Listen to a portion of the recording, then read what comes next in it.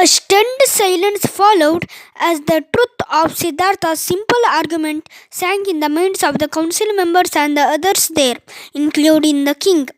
The people in the court then stood up in unison and burst into wild applause to show how much they agreed with their brave and compassionate prince. The elders had nothing to say.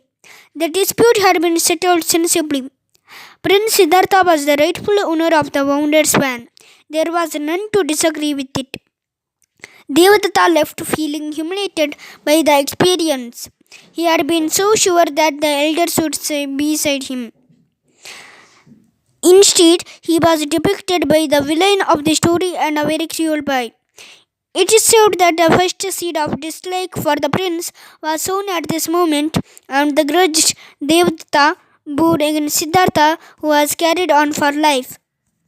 A few days after this incident, the king asked the prince to accompany him as he went around the village meeting his subjects. King Shuddhodana hoped it would be a good experience for his son and help him when he took on the reins of the kingdom from him. The father was eager to groom Siddhartha as his successor to the throne. The rainy season was just over. The trees with plants looked a healthy, bright green with pretty flowers and fruits hanging on the branches. Birds of various sizes twittered around, chirping merrily the sweet songs. Squirrels raced on the trees with tails up, tasting a bite of every fruit they came across. But what caught the eye of the young prince was not the cheerful scenic beauty, but the startled forms of many poor villagers toiling in the rice fields to earn a living.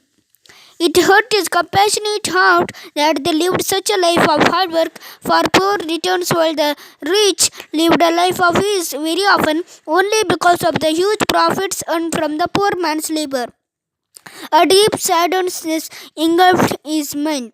He told his father, "There can be nothing to rejoice in this world unless such injustice is removed and the upper class people are stopped terrorizing the lower class ones. Please leave me alone here for the day, father. I want to stay by myself and sort out my own feelings and thoughts that have troubled me so much today." The king did as his son behaved, though he was puzzled and worried at Siddhartha's strange behavior, and leaving the youngster to his thoughts, returned only in the evening to escort Siddhartha home. As the noble-hearted prince slowly grew into adulthood, he spent less and less time in pleasure and sports than other young men of his age did. The lavish luxury of the palace were beginning to upset him rather than make him happy. His kindness and thoughtful nature to everybody, especially to people who were less fortunate than him, amazed those who came in contact with the prince. This young man, they felt, was in nature beyond his age, and there was something about him that set him apart from his friends. What this was, they came to realize only years after that.